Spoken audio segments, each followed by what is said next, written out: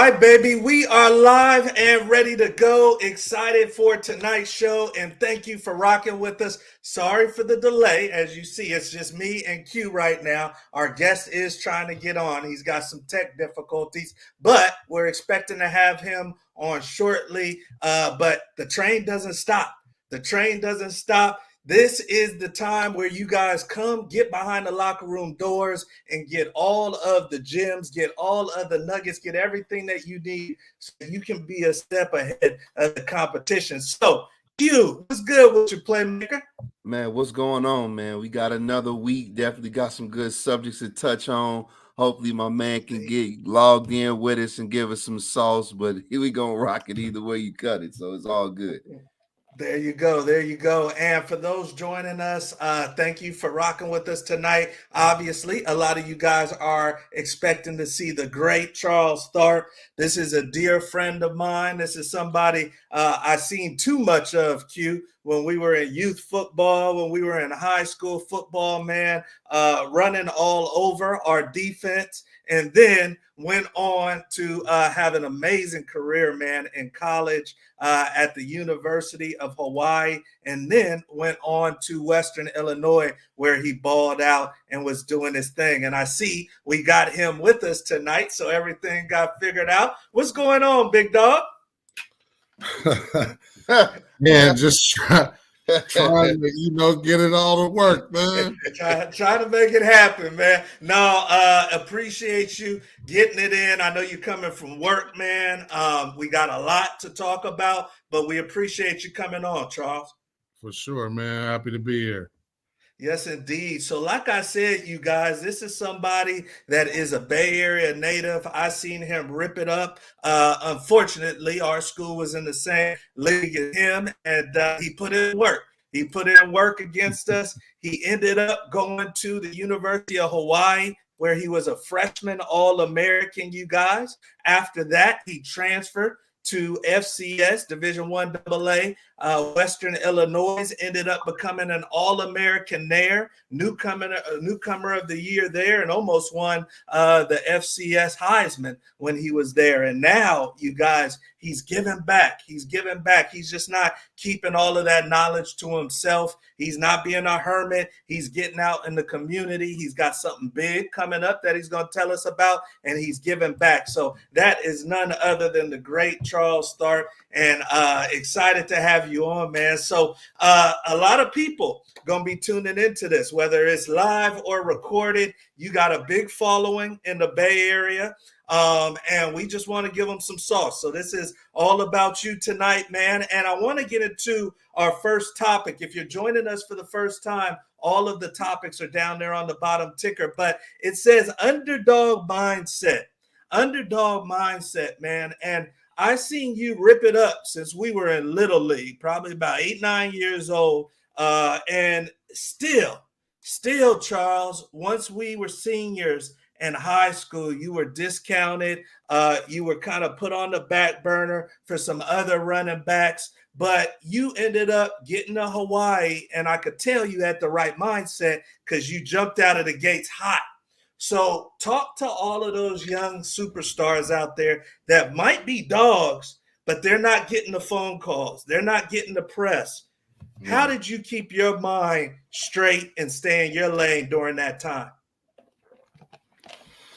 To be honest, man, I had a great support network, family support, peer support, and just a belief in myself. You know what I mean? I knew somebody was gonna, eventually come and take a shot on me, and I knew that they weren't gonna regret, taking that chance. Definitely. So as far as seeing other people get opportunities around you that maybe you knew you were just as good as or better than, did that ever get in your head, or were you able to block out that noise? Nah, it didn't. It never got in my head. I mean, since I was a little tyke, like probably 8, 9 years old, when I first started playing football, my first year, they didn't even let me play offense. I was a 4-play player. The last game of the year, we had a bowl game up in Pittsburgh, Pittsburgh, California, in the East Bay. And in the second half of the game, we were handling them pretty well. And in the second half of the game, the coach decided to throw me in at running back. And it's been to the moon since then. You know what I mean? Yeah, they didn't know what they had. You know what I mean? There you go, man. So some of you athletes out there, just because your phone's not ringing right now or you're not getting all of the press, you might be second string, third string, but it doesn't mean you aren't legit. You just got to get your shot. So appreciate you sharing that with us. I see some of our favorites coming on in here. Sadite Green, superstar cornerback out of LA, says, "What's up, coach?" The great Jimmy Rucker is rocking with us. He says, "What's good? Locker room family." We got the Munoz family coming in from Texas. So love you guys and thank you for joining us. We got a great guest tonight. We got some great content for you. So let's get on, man, because obviously I was watching from afar. I wanted you to come with me to Colorado and beg them to bring you up there. Right. And lo and behold, you go to Hawaii and you're freshman of the year in the WAC conference. You're All-American. I'm watching late night on ESPN because it's Hawaii, and you're ripping it up. And I wanted to ask you, man, because not everybody can get off to a fast start in college, especially at that level. What was it that helped you get off to a fast start? Give us some advice for these young athletes. Well, I think one of the things that always separated me from quote unquote competition or, other people on the depth chart at my position was just my understanding of the game, my ability to pick up on the scheme quick, to read things on the fly, to even at times, make suggestions coaches that hadn't even thought about when we get on the chalkboard or the whiteboard. Yeah. So I would say, two things: my heart, because I wasn't clearly a big guy, but nobody had more heart than me, and not many people knew the game like me.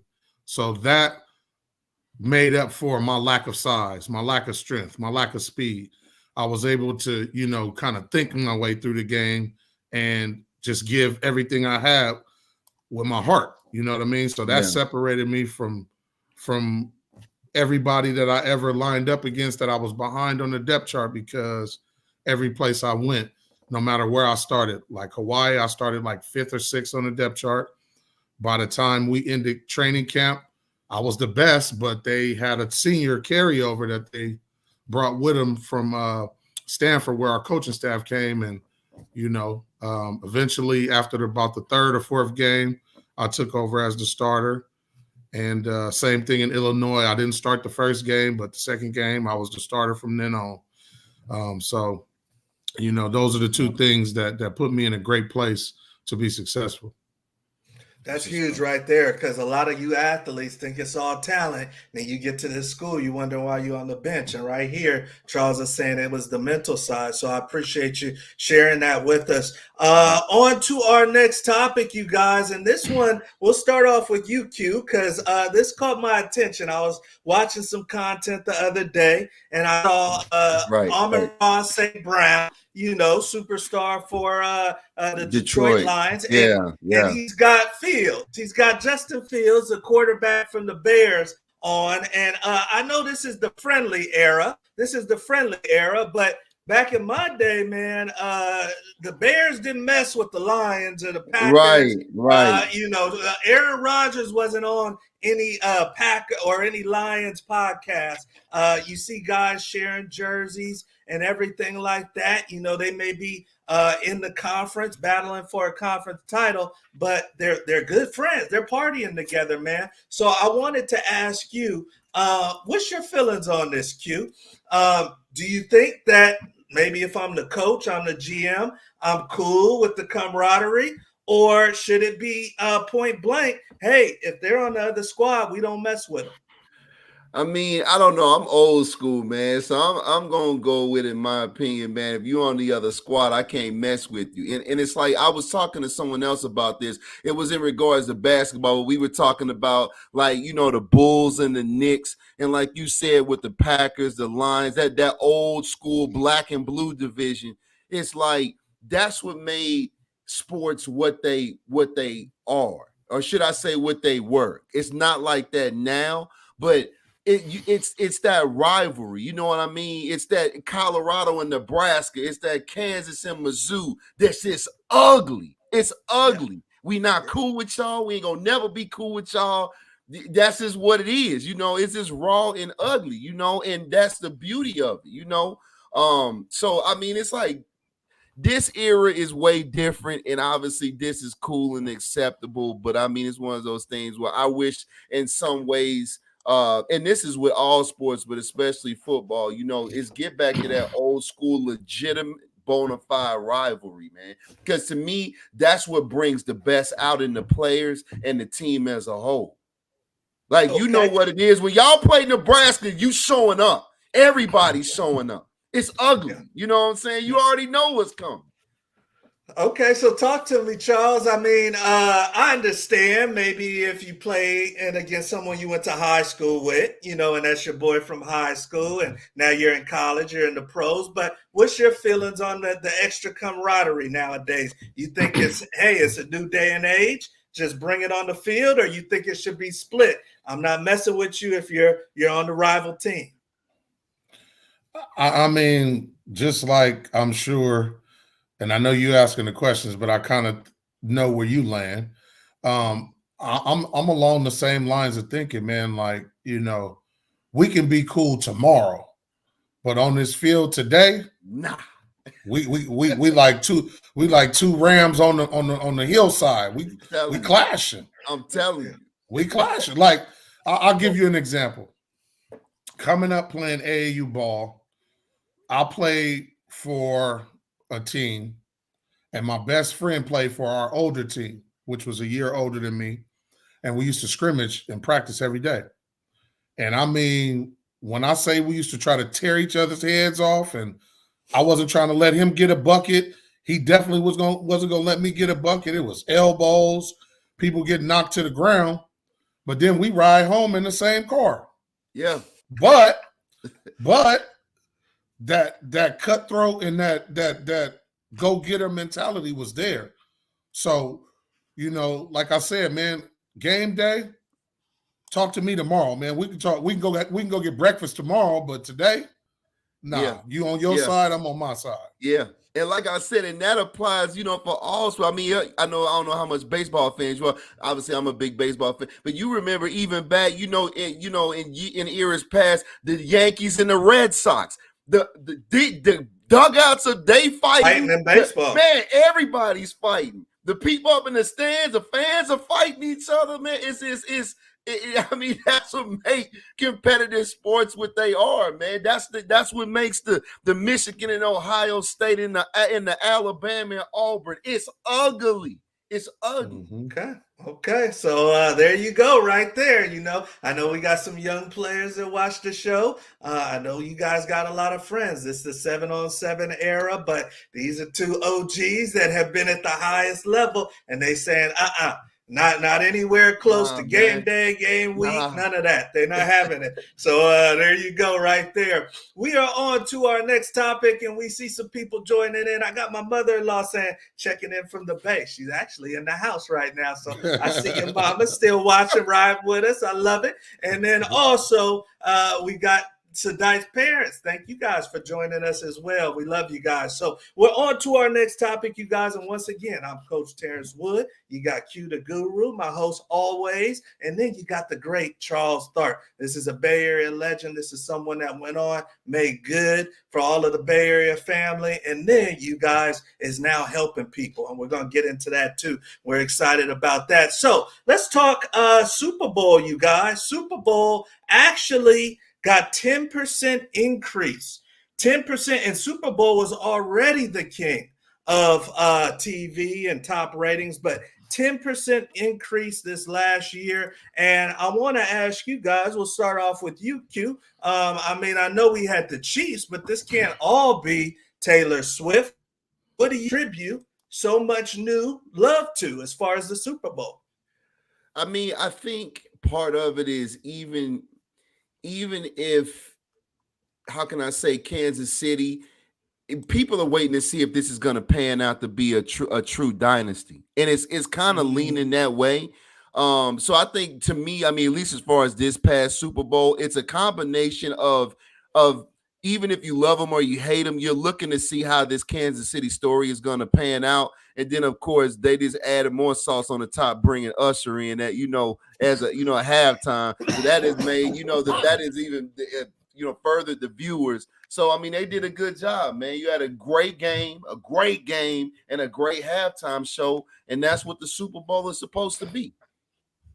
Okay, talk to me, Charles. I mean, obviously, we're on this podcast because we all love football, but it seems like it's growing even bigger. It was already kind of smashing the other sports, and now it's even bigger. And this right here, this says global. What do you think as far as the hype of NFL football and football in general? Do you think it's the flag football? Do you think it's Taylor Swift? Do you think it's just the two teams were great teams that are playing? Why do you think people are loving this Super Bowl? Well, I mean, I'll speak to it from a unique perspective. When I played over in Italy for a year, football was extremely popular, especially in places like Austria, Germany, and even back in like the early to mid 80s, it was even more popular because of the organization that was promoting it in some of the different countries.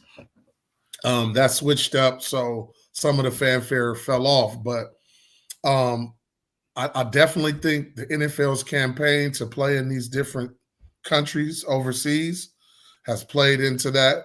And we already know the marketing behemoth they are. So, and then you got all kind of ways to watch, YouTube, streaming apps, and all the networks that they have now. So I think all of that has contributed to the popularity of football. And, me, myself, I think every football player, but I also think a lot of football fans, little something going on up there because, they say to get out there and to openly, invite those collisions and stuff like that.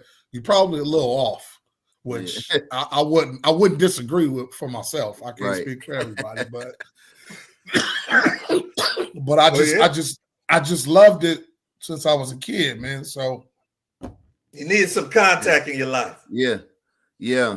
Like I said, though, man, and the piggyback of that, what Charles was saying, it's all of that. But again, we got a hell of a story behind it, because now the whole thing now going into the next season is, can Mahomes catch Brady?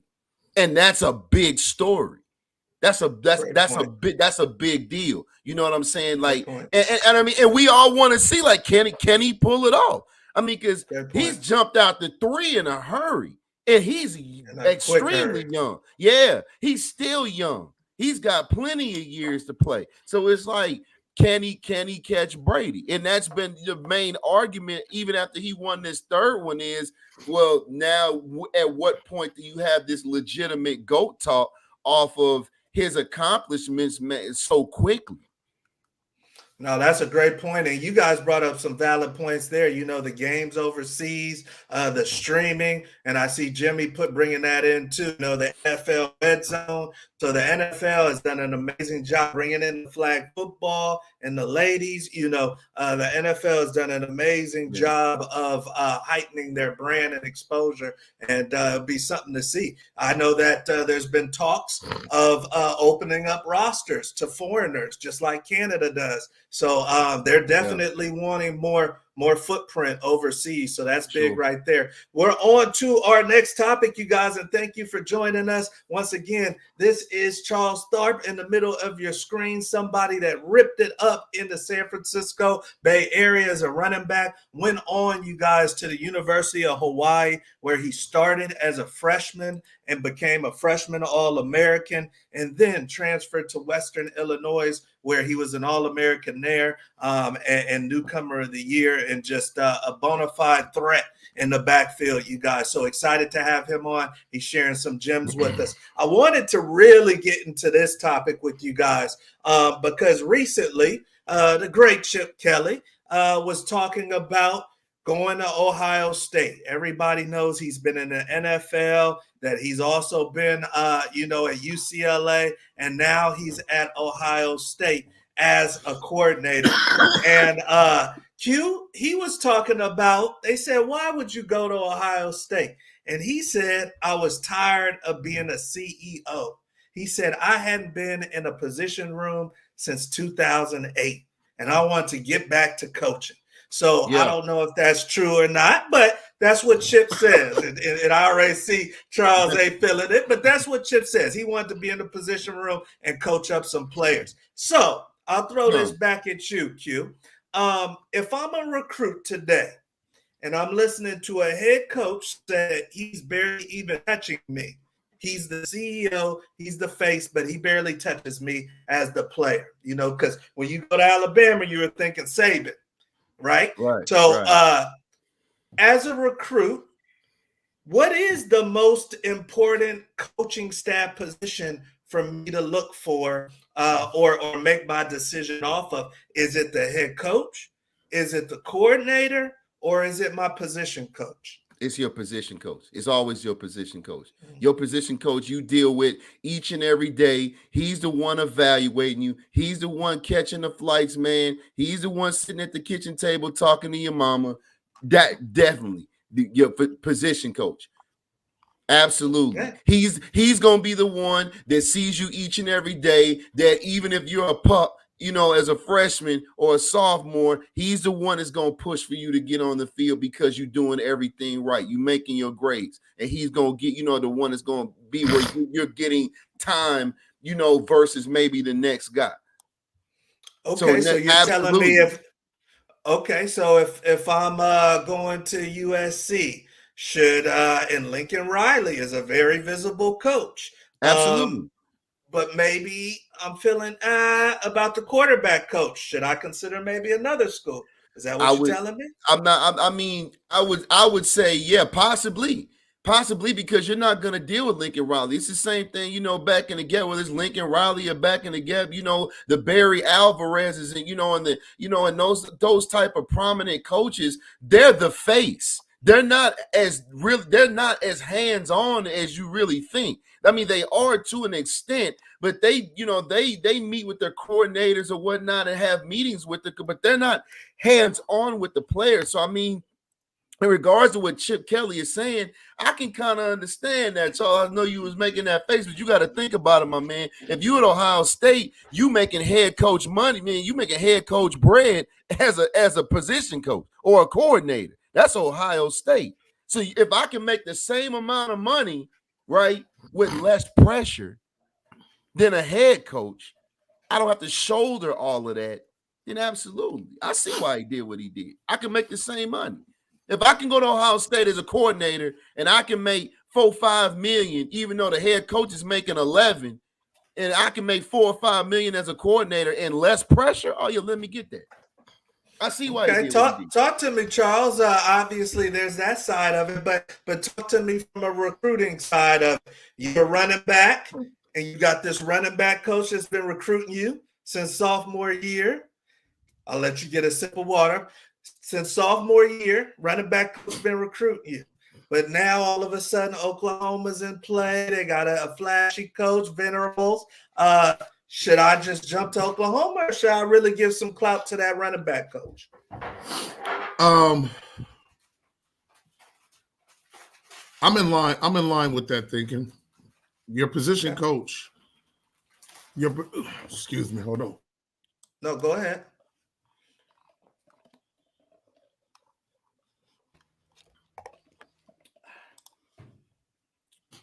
Getting over a cold. Sorry about that. Nah, you good. no But problem. yeah, I would say you're a position coach just because, like you said, that's the person you see every day. He sees your progress. Mm-hmm. He's the one that's going to tell you where you need to pick it up. It's definitely position coach. For sure. Okay. All right. So that's important right there, you guys, for you young superstars. Some of you guys get caught up in the head coach. I know I did. I went to Rick Neuhauser of Colorado. I was caught up in the head coach, but I didn't spend my time with him. Very, very little time with Rick Very Neuhauser. little. Yeah. You guys keep that in mind when you guys are making moves. So we are on to our next topic, you guys, and that is the lightning round. The lightning round is one of the fan favorite portions of the show. So excited for our guests to come in because I know this gentleman, so I feel like I got a good list for Charles. I'm gonna let him get ready because, like he said, he's overcoming the cold, but he's been in the lightning round before, so he might have some hacks, he might have some shortcuts to make sure that he gets a great score. Now, if you're joining us for the first time, we got a big number now. Man. 17 is the number. 17 Who got is that? the number. Man. Miss Alicia, NFL agent, who was on last week. And she's actually got a son playing in the NFL. She got 16, and then we added the one for the tech delay. So she got to 17, brother. You coming behind some serious smoke. And you know the deal. So if you can get to 16, you in the mix. You got to get to 16. I got a good list. And you guys joining us for the first time, he's got 60 seconds. He's got 60 seconds to get as many as he can. I'll get my stopwatch ready. And like I said, we got a new champ in the house. But right now, Charles might outlast Miss Alicia. I don't know if she's watching, but we're gonna hawk you down. So she must have had short questions. No, it was short answers. But if the question is long, that's the time is still ticking. Good point. I hear you. We're gonna see. I think I got. There might be one long question. My bad. One long question. Say that was for last. Right. Let's say that was for last. But let's get into it. We got my man at zeros right here, and we're about to get into the lightning round. So he has to say the first thing that comes to his mind, y'all. Unfiltered. We're going to keep it PG-13, but unfiltered. First thing that comes to his mind. All right. You ready, big dog? I'm ready. All right. Number 1, St. Francis High School. Go. Champions. Roger Craig. Baller. Hall of Famer. Chicken Parmesan or chicken fettuccine? Parm. Best you ever played against? Urlacher. Favorite running back growing up? Barry, of course. But Roger first. Ronnie Lott or Ed Reed? Ronnie. Favorite restaurant in the Bay Area? Jackie's. The NCAA? Crooks. The program or any given Sunday? Program. Megan Good or Sanaa Lathan?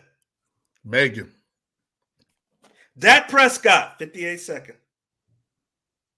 Got to do better.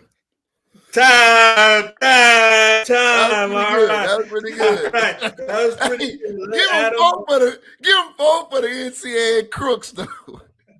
Biggest scam out there, man. Lousy. Scam out there.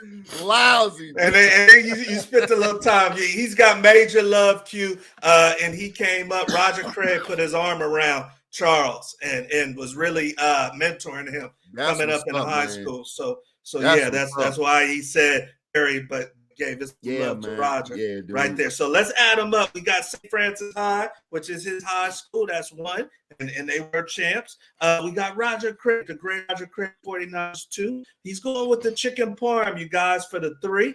He's going with Urlacher, best player. He's played against some great players. Urlacher was a beast, Hall of Famer. 4. Number 5, he's going with the Roger Berry duel. Number 6, he's going with Ronnie Lott. Number 7, best Bay Area restaurant, he's going with Jackie's. Number 8, the NCAA, we're going to give him 2. So 8 and 9 with the NCAA being crooks. The program he's going with over any given Sunday, that's 10. He's going with Megan Good over Sinai Lathan for 11. And then Dak Prescott, who needs to do better with his big contract, that's 12. And with the tech delay, he gets 13. So I think I got that last time, too. I got that last time, too. I think you did, too. So that was good right there. Appreciate you. I'll give you one more. This is off the record, but since you're running back, I'd love to hear this. You going Frank Gore or Christian McCaffrey? Damn. I love McCaffrey, but Frank the Tank, bro, and just knowing his backstory. Yeah. Knowing who he was in the backfield with at Miami. Yeah. And he would have started over Clinton Portis and Willis McGahee. Yeah. Yeah. If he didn't tear up, I think he tore his knee 3 times. 3 times. Yeah. And what would he have been without 3 times? Man, because he's a Hall of Famer. Like if I'm talking to you, you never tore your knee. You were built like a battle tank and never got hurt. Never had injury. But if I was talking to you right now and I was saying, man, you going to the Hall of Fame and you tore your knee 3 times. Yeah. So yeah, I might man. be with you on that. Yeah. And I mean, he just made, just absolute heart, man. It just never, ever gave up on himself. That's a lot of boys, especially after that second time. Man, I'm through. I mean, I have a great appreciation for him for what he went through. And I mean, like you started off with, the underdog mindset. Yep. I got another one for you. He was one of my favorite players when he was playing. Priest Holmes. Yeah. Priest Holmes was a monster. Yes, undrafted. Yeah. And played behind Ricky and some other people. Yeah, went to KC and just went. And they had him playing fullback in front of Ricky at Texas. Yeah. At 5'8". Yeah. It's like some Bo Jackson and Marcus Allen type thing. You know what I mean? Like, yeah. But Frank, though, I still got his jersey. You know what I mean? And that just goes to show my love for that dude. I love that dude, man. Yeah, yes, definitely. Indeed. And his son is coming up, and his son's probably gonna have a good little career. But, when you factor in those injuries, man, a lot of people, like you said, Q, would have hung it up after 1 or 2. Yeah, you know? definitely. Especially 2. I'm about to say, especially after that second. Yeah, that's it. You cancel Christmas. Definitely. Yes, I mean, man, I tell you what, man, real quick. I mean, I got a question for you, but man, touch a little bit more, man, on Roger Craig, man. And the reason I want you to do that is because a lot of people, man, I just saw a post on Facebook, man, a couple of days ago, and someone made a comment about him, and he is such an integral part, man, of that West Coast passing offense, man. And he was so. People don't understand how far ahead of his time that he was, because he like before, like people look at McCaffrey and be like, man, I mean, probably one of the best all-purpose backs in this era. Before Roger was the first, right? Before him, it was the first. It was Marshall, right? Before Marshall, it was him, and people don't understand that, man. He could do it all. And I'm talking 1,000 rushing, 1,000 receiving. That was unheard of. Could block. You name play fullback. You could do it all. You could do it all. So were you asking me about Roger? Just your relationship, man. Yeah. So being a lifelong 49er fan, both of my parents are from San Francisco. My dad had me watching the Niners early, and I probably don't really. No, you know what? I do remember some of the 84 Super Bowl.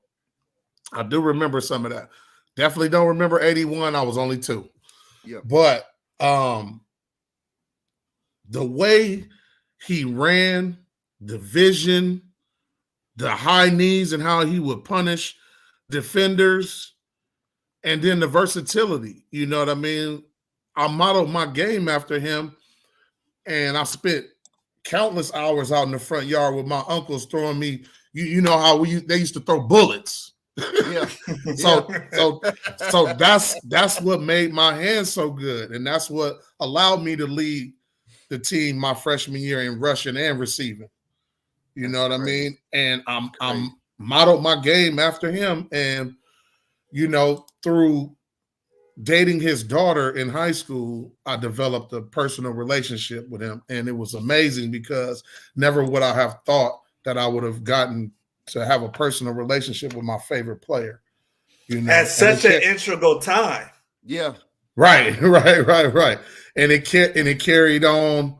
I don't talk to him as much now. I've talked to his younger daughter, Ramitra, all the time. Matter of fact, we just talked the other day, but he was a tremendous influence and a great person that did some wonderful things for me, and I'm very appreciative of that. That's what's up. Now I know too, you got a big student athlete event coming up in April, man. Tell us a little bit more about that, man. How can they reach out to you and be involved in that as well?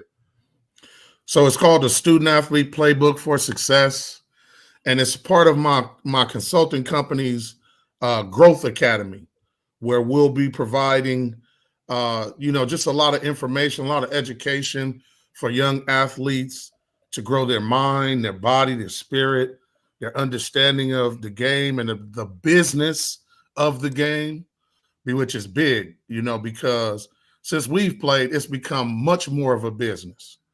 Yeah. But there will also be some parent education. Parents can come and learn about the recruiting process. We have some other stuff planned about teaching parents additional ways to save for college for their kids. Nice. And just understanding, some of the processes, whether it be application process, financial aid process, those sort of things. And in terms of the kids, we're going to hit them with a myriad of things, from mental health issues to sports psychology to, Terry is going to put them on the NIL game and marketing, because that's such a big and integral part of making a college decision now. Yeah, if I had if NIL was back when I was playing, oh man, oh boy, you said that all the time, yeah, right. Oh boy, man, you might have had a condo on the beach. The Birdman hand rub, baby. especially after that first year, you might have been at UCLA or something. Hey, boy. But but the event, man, this honestly has been in the works for me since about 2006. I've been an AAU basketball coach for a little over 20 years. I haven't coached the last few years, and I don't want to coach the kids on the field or the court anymore. I want to coach them in life, because that's more important. I usually have a parent meeting at the beginning of the year, and I tell my parents and kids, I say, look at your life like a 60-minute hour. Sports is about 2 minutes of that hour. What are you going to do with the other 58? Yeah. So you have to use these transferable skills that you learn playing on a team, maybe with people you don't necessarily care for, but understanding the mission goal and understanding doing your part to be a strong link in the chain. Very important lesson. Self-starting skills, you know what I mean? Self-determination, motivation, you know what I mean? Like, I never needed a coach to give me a rah-rah speech. All I needed was my headphones and some Tupac, and I was ready to go. I understand. There you go. You know what I mean? And you get some people that's so wrapped up in the game, they get tense and they don't want anybody to talk to them. Man, I was loose as a goose, man. I'm out there laughing, joking, but when that whistle blows, it's time to hammer. You know what I'm saying? I'm going to put on my hard hat. But like I said, I've been a mentor and a coach for over 20 years, man. I had some wonderful people in my life coming up that taught me the value of many things. And I just want to share that information and some of that insight with these kids because, a lot of those things I still fall back on to this day, and the only way I could never buy these people anything that could show my appreciation. I show my appreciation by passing it on to the next generation. Oh, yeah. Yeah, and putting them in a better position than I was in, or Terry was in, or maybe even you. And I'm sure you guys would agree we were in pretty good position. Yeah. Yeah, that's what's up, man. That's what's up. And now you guys know how long I've known this gentleman, because Terry is me, obviously. But it's been boys, man, and a mutual respect. And I'm excited, dude. I'm excited about the event.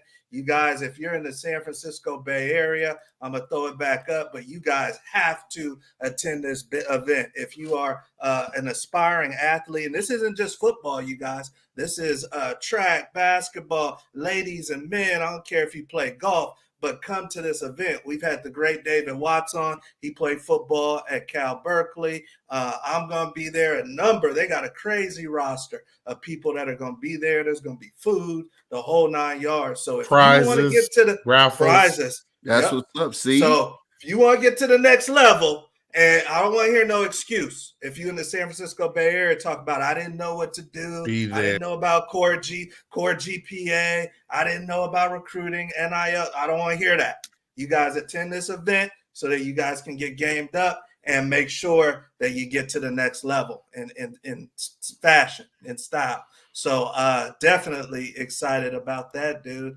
And thank you for joining us tonight, man. I see somebody that knows all of us in here tonight. The great HB saying, HB! Look at y'all. What's going on, HB? Man, my man, HB, head size of a 79.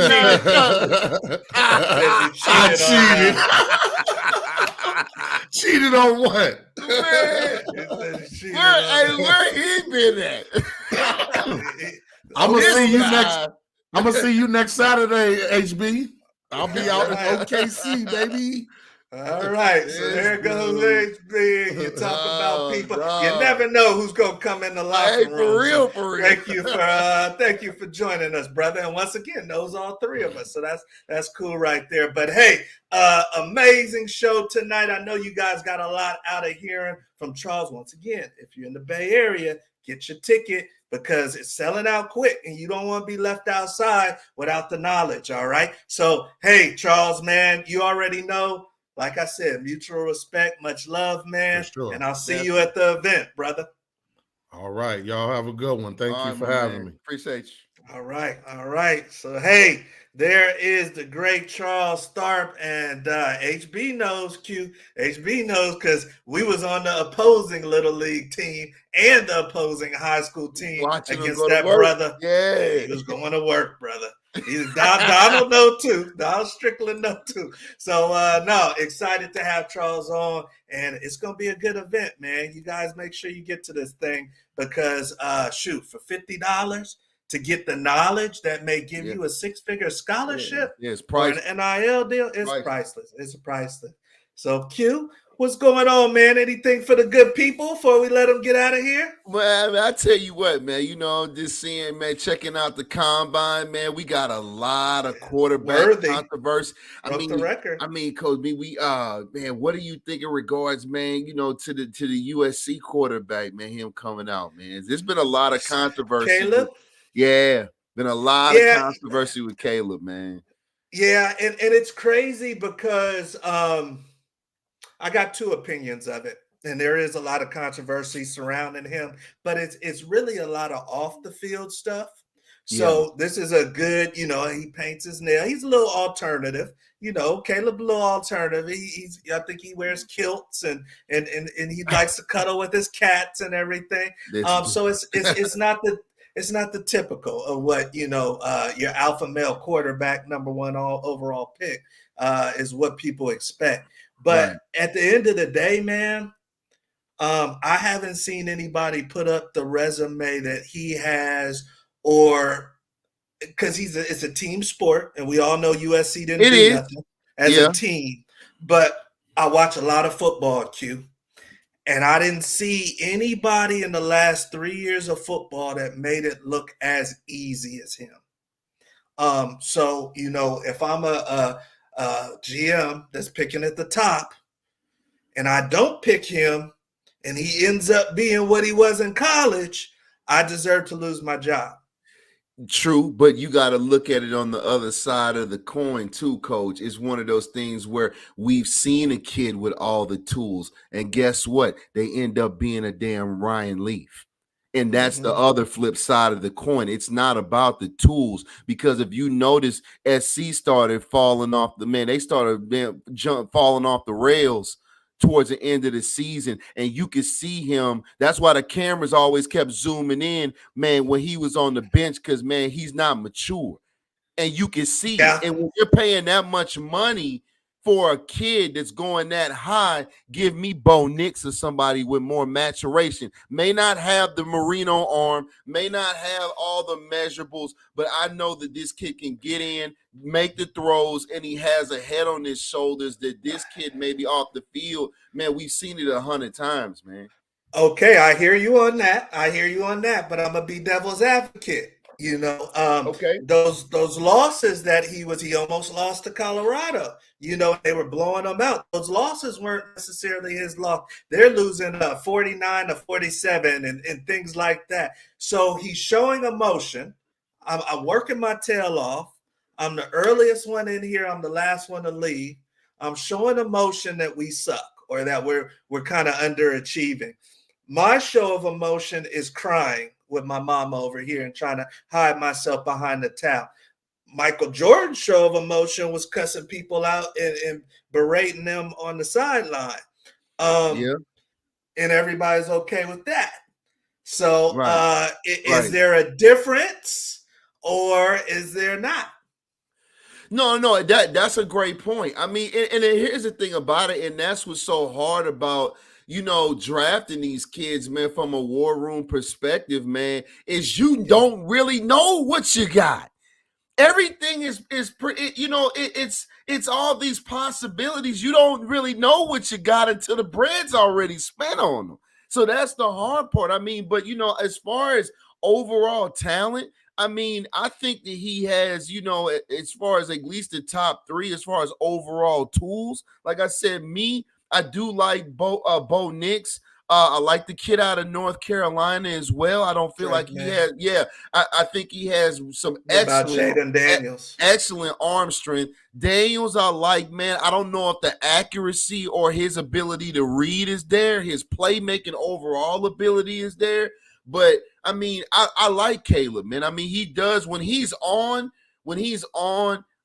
I mean, man, and everything's clicking. I can totally agree with you. He does make it absolute easy, and that's what great players do. Like the Reggie Bushes did, man. It's like when you see them play, it's like they have this ability to just slow the game down, and it's like it's nothing. It's nothing, but we'll see, man. HB coming in saying he's a natural, and Caleb because in HB's in Oklahoma, so he's seen him there too. And yeah, that's the $1 million question. What about Brock Purdy? Yeah, Brock Purdy was added value, but Trey Lance wasn't. They got lucky. Brock Purdy saved the 49ers. Oh, for sure. For sure. Because Trey Lance, he was not going to be ready. So this is a good deal right here. I mean, we got a lot of quarterbacks. There's a lot of good quarterbacks. True. I mean, even Penix is nice, from Washington. Yeah, absolutely. But just for me, man, I can't look at what Caleb did for 3 years and then not choose him. It's almost because that, if I know I lost my job, dude, if he ends up balling. But and here's the I thing. skipped them over. True, and I get that, but I mean the thing is though, you look at it like this, man. It's like it depends on where these kids go. It really does, because I mean, I this is my opinion. This is a guru's opinion. If you put Caleb in Chicago, you're gonna get about the same results with the same personnel. You think you see so? what I'm saying? Yeah, you're gonna get the same results. Okay. We So might have to clip that one for the internet. Yeah, well, it depends on where he's going and who's surrounding him. Yeah, that's it what always it's going to depend on. Because we've seen young, good quarterbacks that didn't have sufficient coaching, right?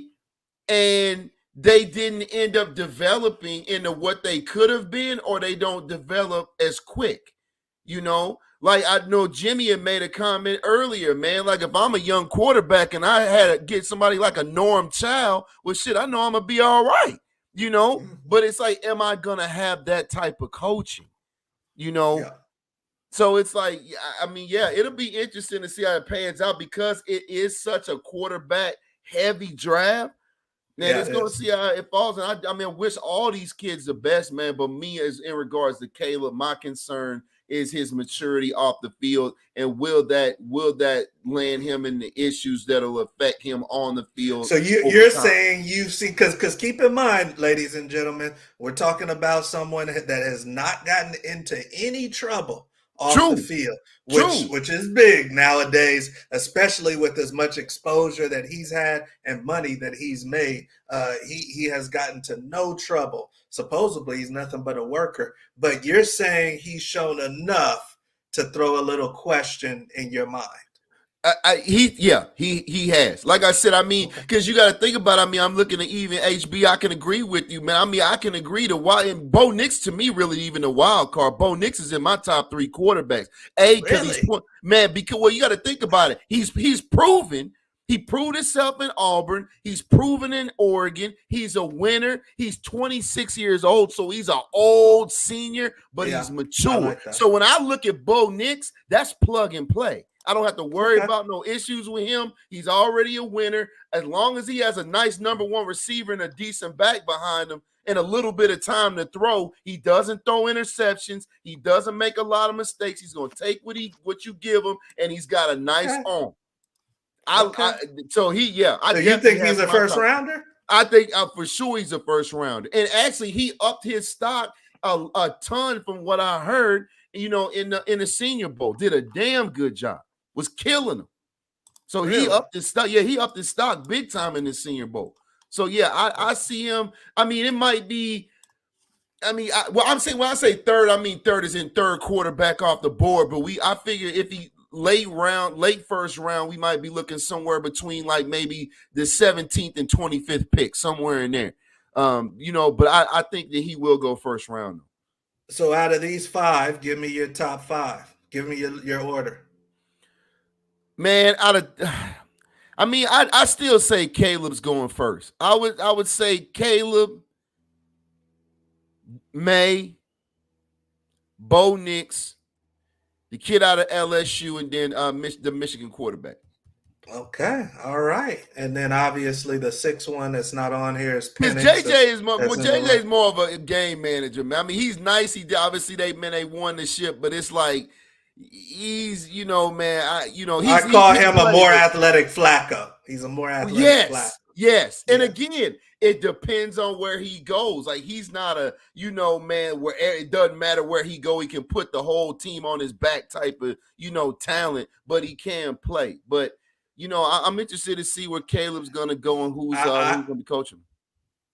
HB says, tell me a little bit about Jaden Daniels. I think that he's kind of the wild card just for this too. It was such a meteoric season.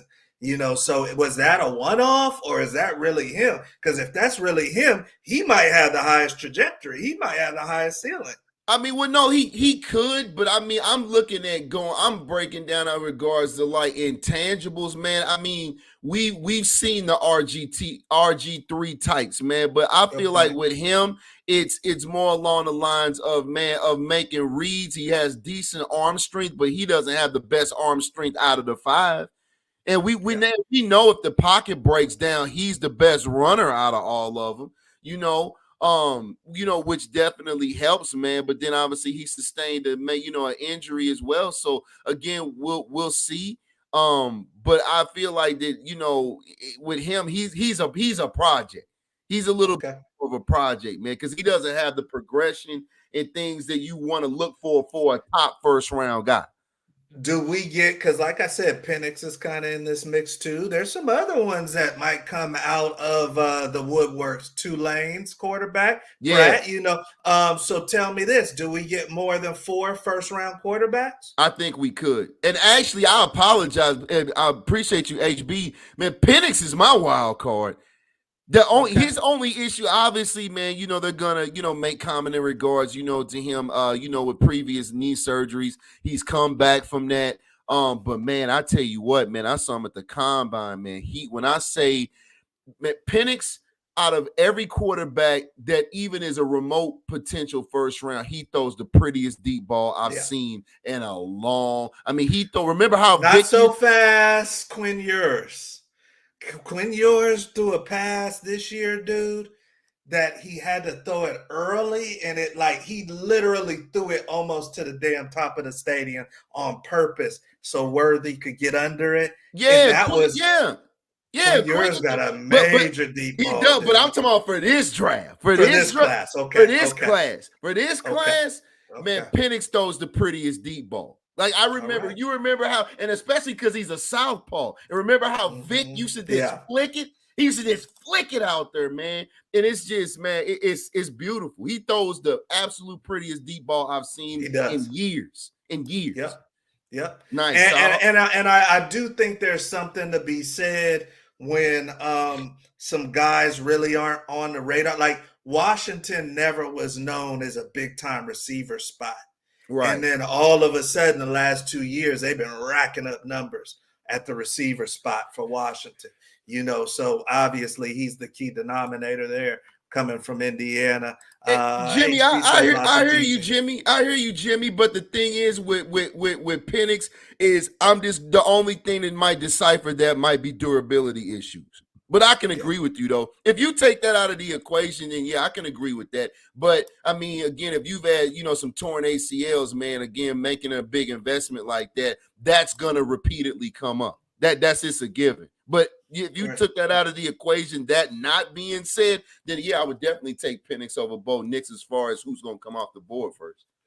Great point. Sure. And HB says he thinks 5 quarterbacks in the first round, which could be right. Record. It could, and it's very likely. So that could be a record. I mean, there's a lot of good quarterbacks that could, go second, third round. Like I said, Pratt, the kid Hartman at Notre Dame. There's a lot of quarterbacks. I forgot him. I forgot about him. In this draft. So there's a lot of teams that need quarterbacks too, just like HB said. So hopefully your team can get what they need if they need somebody behind center. I see Mikhail. What's going on? That's a new superstar that we just met. Thank you for tapping in, Mikhail. Big time offensive lineman, coming out of Oakland, California. Gonna be making some noise. And then HB said Florida State QB. Yeah, that's next year. DJ's gonna be there. Oh, he's talking about the one that got hurt. Yeah, Jordan Travis. Jordan Travis ain't, but I thought he was coming back. I thought he had another year.